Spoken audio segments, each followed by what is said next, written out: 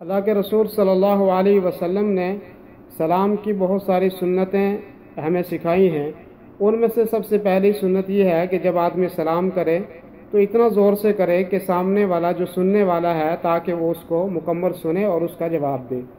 دوسری سنت یہ ہے کہ سلام کے جو الفاظ ہیں السلام علیکم ورحمۃ اللہ وبرکاتہ کے الفاظ واضح طریقے سے کہے تاکہ اگلے کو سمجھ آئے اور سنت کے طریقے سے سلام کے جو الفاظ ہیں وہ صحیح طریقے سے ادا ہو۔ اس کا تیسرا فائدہ یہ ہے، تیسری سنت یہ ہے کہ آدمی سلام میں پہل کرے۔ اللہ کے نبی صلی اللہ علیہ وسلم نے فرمایا ان اول الناس باللہ من بدأہم بالسلام، یہ لوگوں میں سب سے اچھا وہ ہے کہ جو سلام میں پہل کرے۔ تو گویا کہ سلام میں پہل کرنا چاہیے، اللہ کے رسول صلی اللہ علیہ وسلم کی سنت ہے۔ چوتھی سنت یہ ہے کہ جب آپ کسی مجلس میں آئیں تو تب بھی آپ سلام کر کے آئیں، اور جب آپ کسی مجلس سے جائیں تو تب بھی اس مجلس سے سلام کر کے جائیں، جیسے کہ امام ترمذی رحمۃ اللہ علیہ نے اپنی ترمذی میں روایت نقل کی ہے اور اس کو حسن کہا ہے۔ اور اس کا پانچواں فائدہ یہ ہے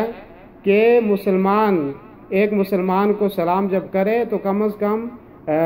السلام علیکم ورحمۃ اللہ کے الفاظ کہے، اور اگر زیادہ کرے گا ورحمۃ اللہ وبرکاتہ کے الفاظ زیادہ کرے گا، یہ بھی آپ صلی اللہ علیہ وسلم کی سنت ہے۔ اور ساتویں سنت یہ ہے کہ آدمی سلام کلام کرنے سے پہلے کرے، یعنی بات کرنے السلام قبل السؤال، بات کرنے سے پہلے آدمی سلام کرے اور پھر اس کے بعد جو ہے بات کرے۔ اور اسی طریقے سے اللہ کے رسول صلی اللہ علیہ وسلم نے فرمایا کہ آٹھویں جو سنت ہے وہ یہ ہے کہ آدمی اگر کسی ساتھی کے پاس تھا تو پھر وہ اس جگہ سے چلا گیا، کوئی درمیان میں درخت حائل ہو گیا یا کوئی دیوار حائل ہوگی، تو پھر دوبارہ اس کو واپس آ کے سلام کرے، جیسے کہ اللہ کے رسول صلی اللہ علیہ وسلم نے فرمایا اذا لقی احدکم اخاہ، جب کوئی آدمی اپنے بھائی سے ملے فلیسلم علیہ، تو اس کو سلام کرے، فإن حالت بینہما شجرہ او جدار او حجر ثم لقیہ فلیسلم علیہ، اگر کوئی دیوار میں کوئی درمیان میں کوئی درخت یا کوئی دیوار یا کوئی پتھر حائل ہو جائے تو تب اس کو دوبارہ اس کو سلام کرے۔ اور اسی طریقے سے اللہ کے رسول صلی اللہ علیہ وسلم نے فرمایا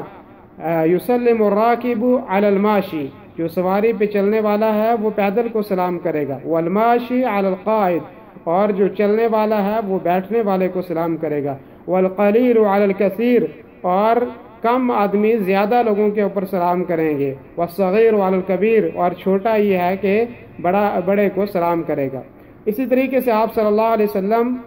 جب گھر میں داخل ہوتے تھے تو گھر میں داخل ہونے کے وقت سلام کرتے تھے، اور گھر میں جو گھر آباد نہیں ہے، جو غیر مسکونہ گھر میں جن میں کبھی کبھی آنا جانا ہوتا ہے، وہاں پہ سلام کا طریقہ یہ ہے کہ آدمی السلام علینا وعلی عباد اللہ الصالحین کے الفاظ کہیں، اور ایسا گھر کہ جس گھر کے اندر رہا جاتا ہے اس گھر کے اندر السلام علیکم، السلام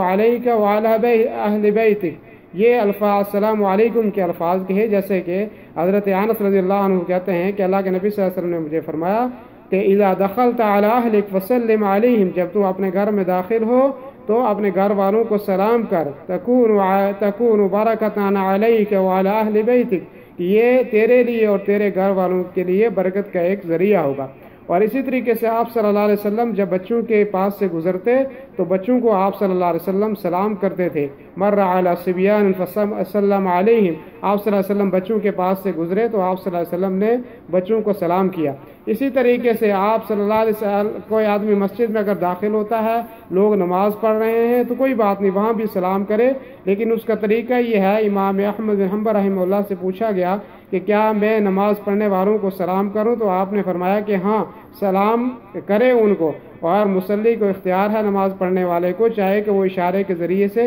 نماز کی حالت میں سلام کا جواب دے دے، چاہے تو آدمی نماز ختم ہونے کے بعد اس کے سلام کا جواب دے، یعنی نماز کی حالت میں ہاتھ باندھے ہوئے ہیں تو اشارے سے اس ہاتھ ہلا دے تاکہ گویا کہ اس نے سلام کا جواب دے دیا، نہیں تو نماز کے بعد اس سلام کا جواب دے۔ اور اسی طریقے سے آپ سونے والے کو آپ صلی اللہ علیہ وسلم سلام کرتے تھے، اور اس انداز میں کرتے تھے کہ سونے والا نہ سنے اور جو جاگ رہا ہے وہ سلام کو سن لے۔ اور اسی طریقے سے آپ صلی اللہ علیہ وسلم نے فرمایا کہ گھر میں داخل ہونے سے